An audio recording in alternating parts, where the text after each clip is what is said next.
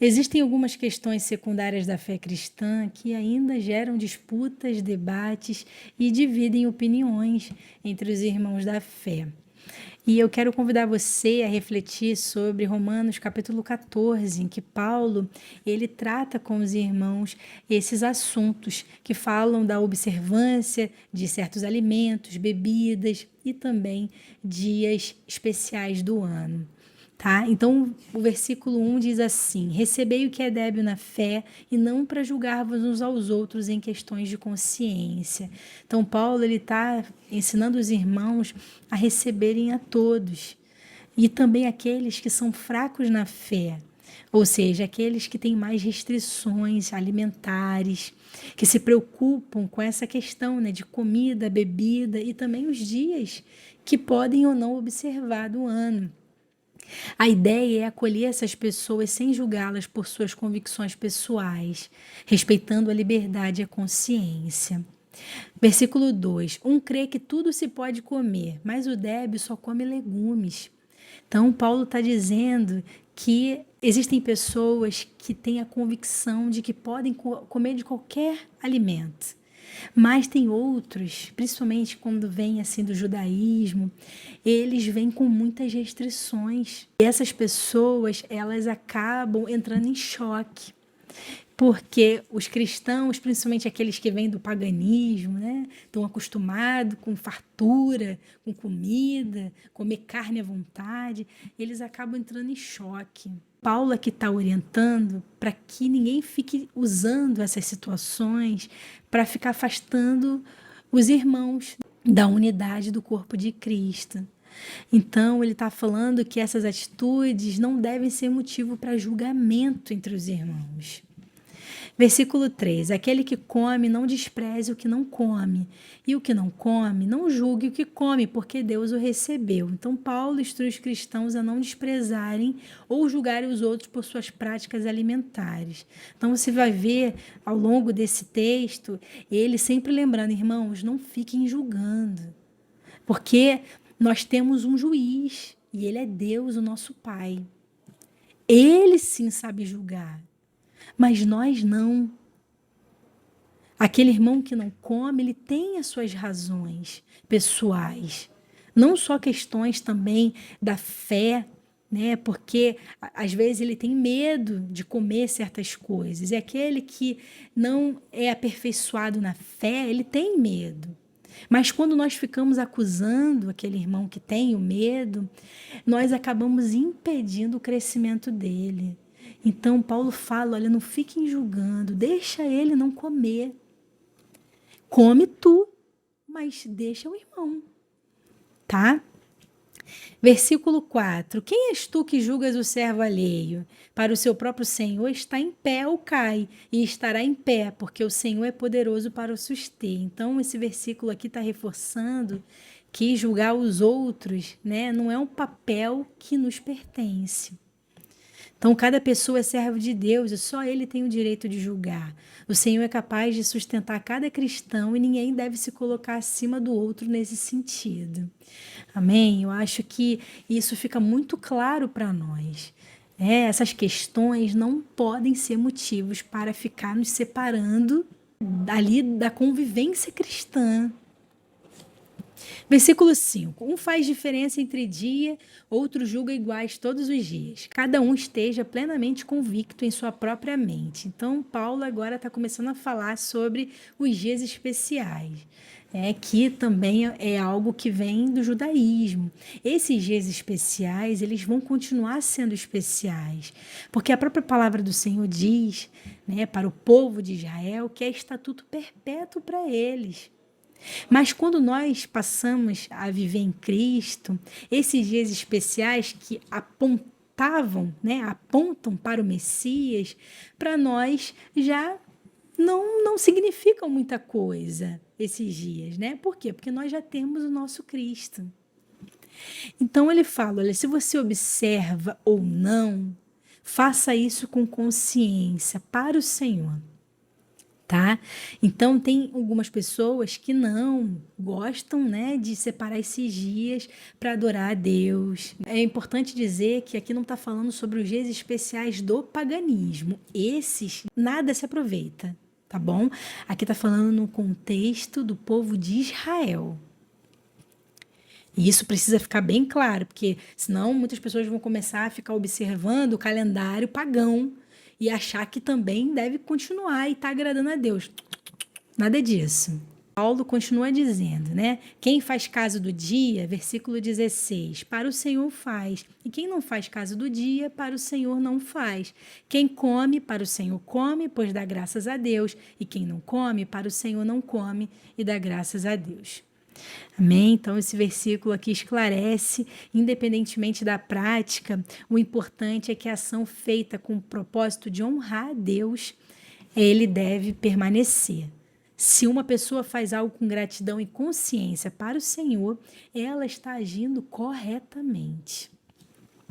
Versículo 7, porque nenhum de nós vive para si mesmo e nenhum morre para si mesmo. Então, Paulo ensina que a vida cristã não é egoísta. Nossos atos e escolhas devem ser feitos em relação aos outros, principalmente a Deus. Vivemos para Ele e para os outros e não apenas para nós mesmos. Então, tudo aquilo que nós fazemos, as decisões que nós tomamos, isso vai refletir na vida de alguém, naquele que está mais próximo de nós e também na Igreja de Cristo. Por isso que nós temos que tomar muito cuidado. E nós não podemos viver uma vida achando que tudo é para mim. Eu sou o centro da minha vida, eu cuido apenas de mim. Não. A Bíblia ensina que nós cuidamos uns dos outros. Isso é ser igreja.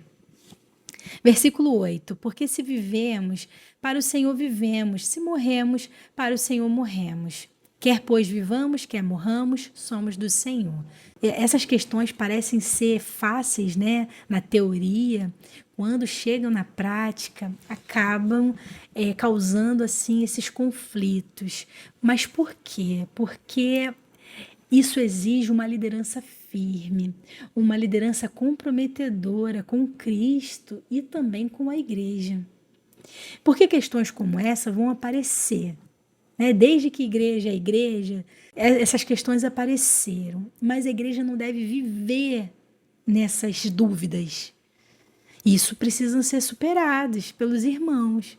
Então, isso tem muito a ver com a liderança que está ali na igreja. Precisa verdadeiramente ensinar as pessoas. Cada vez mais que nós aprendemos, mais nós precisamos aprender. E percebemos que ainda não sabemos de nada. Porque são muitas coisas. Então as pessoas precisam parar de ficar pensando em coisas tão superficiais e pensar nessas questões bíblicas e como resolver esses conflitos entre os irmãos.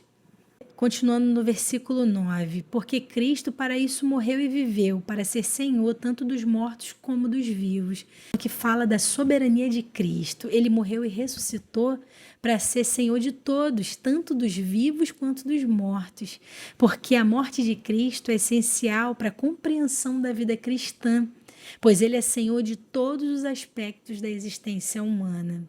Versículo 10, tu, porém, por que julgas o teu irmão? Ou tu também, por que desprezas o teu irmão? Pois todos compareceremos diante do tribunal de Cristo.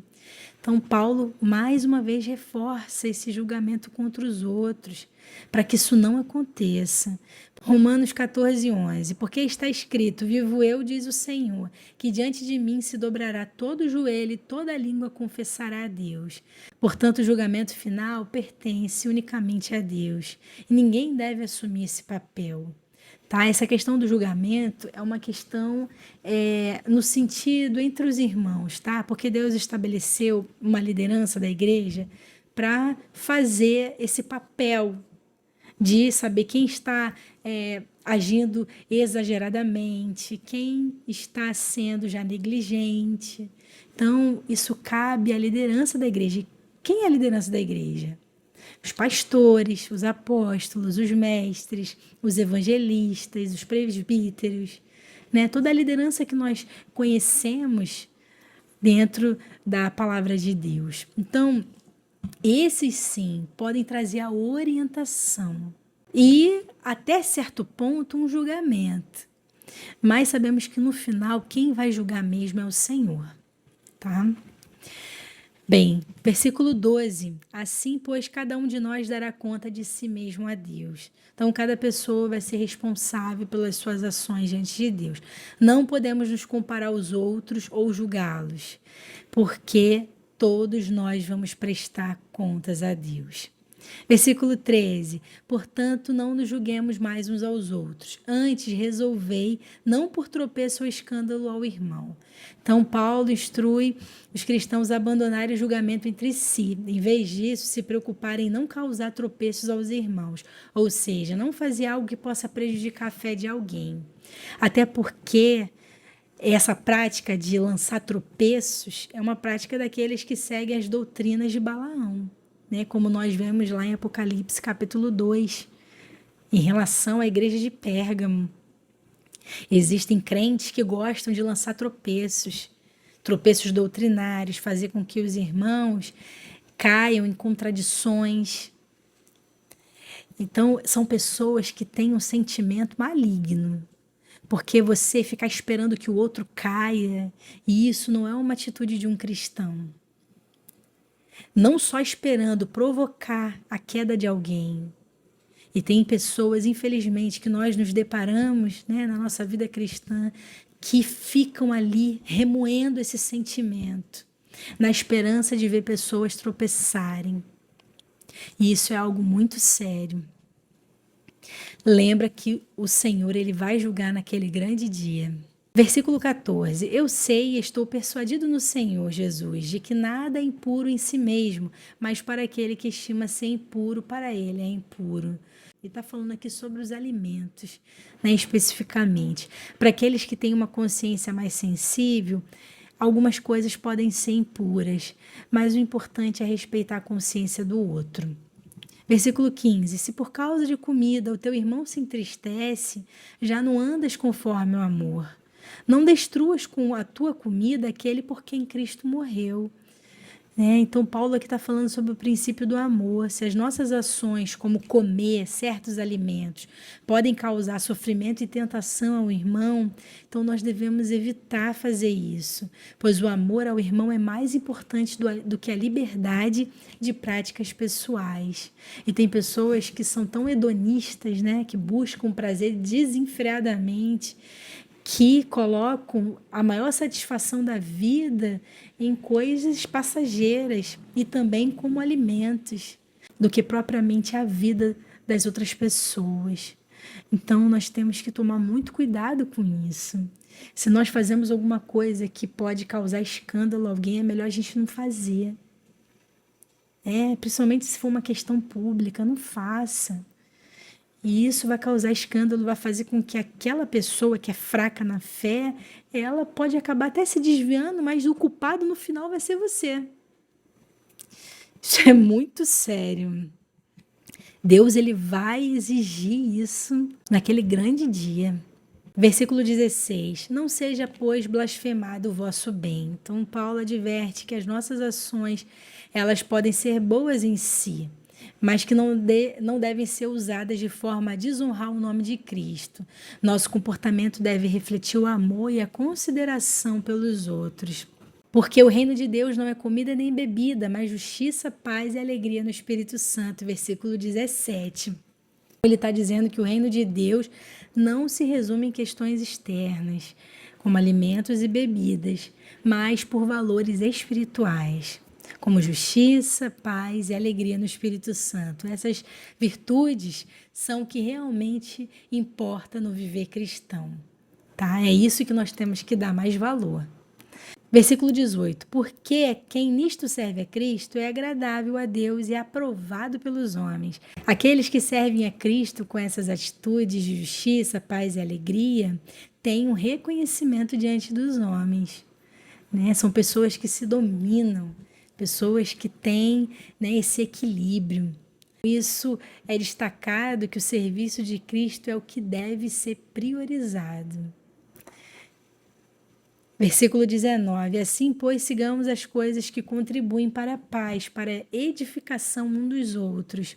Versículo 19: assim, pois, sigamos as coisas que contribuem para a paz, para a edificação uns dos outros. O apóstolo orienta a buscar o que promove a paz e a edificação mútua. Devemos agir de maneira que fortaleça a fé e a unidade do corpo de Cristo. Versículo 20: não destruas a obra de Deus por causa de comida. Todas as coisas, na verdade, são puras, mas é mal para o homem que come como escândalo. Aqui, agir de forma que prejudique a fé de outro cristão é errado. A edificação do corpo de Cristo deve ser priorizada. Então você vê que ele vai reforçando ao longo do texto, né, coisas que ele já falou no início. Por quê? Porque a didática é isso. É você falar uma vez, é você falar 2 vezes, é você falar 3 vezes, até que aquele conceito fique memorizado. É assim que nós fazemos com as crianças, até que elas aprendam. A mesma coisa dentro da vida da igreja, né? No ensino cristão. Nós precisamos ouvir uma vez, ouvir outra vez, até que aquilo ali já seja uma prática, que já esteja entranhada no nosso dia a dia.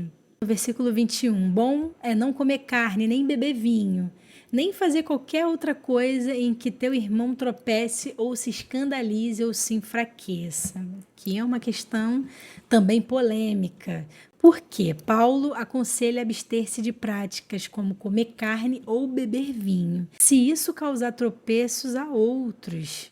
O bem-estar do irmão é mais importante do que a nossa liberdade individual. Existem certos alimentos que, se a gente comer, isso vai causar estranheza em algumas pessoas. Então, ele está orientando, olha, então para de comer, tá? Não fica comendo, se exibindo, porque você, não porque eu sou forte e você é fraco. Está completamente errado. Diante de Deus, você está cometendo um grande pecado. E vai ter que se acertar com ele. Então, ele fala, olha, para, não come. Se comer isso aí vai causar escândalo, então não faça. Versículo 22. A fé que tens, tenha para ti, diante de Deus. Bem-aventurado aquele que não se condena a si mesmo no que aprova. Cada cristão deve viver de acordo com a sua fé e consciência diante de Deus, sem se condenar pelas suas escolhas. A fé verdadeira traz liberdade de condenação. Tá? Até que isso chegue no entendimento daqueles que são fracos na fé, isso leva muito tempo. Então, é necessário ter paciência. Aqueles que já são, né, experimentados na palavra de Deus, eles devem ter mais paciência. E Deus espera essa atitude nossa, essa atitude de paciência. Então, quanto mais velho você fica, né, como cristão, mais paciência você tem que ter com os outros irmãos. Versículo 23. Mas o que duvida se comer é condenado, porque não faz por fé, e tudo o que não é de fé é pecado. Então, por fim, Paulo adverte que se alguém agir contra a sua consciência, duvidando do que está fazendo, isso é pecado. A fé deve guiar todas as nossas ações, pois agir sem fé é comprometer a nossa integridade diante de Deus. Então, o que o Senhor está nos ensinando? O Senhor está nos ensinando a ter paciência com os nossos irmãos. Quanto mais livre nós somos, mais paciência nós precisamos desenvolver.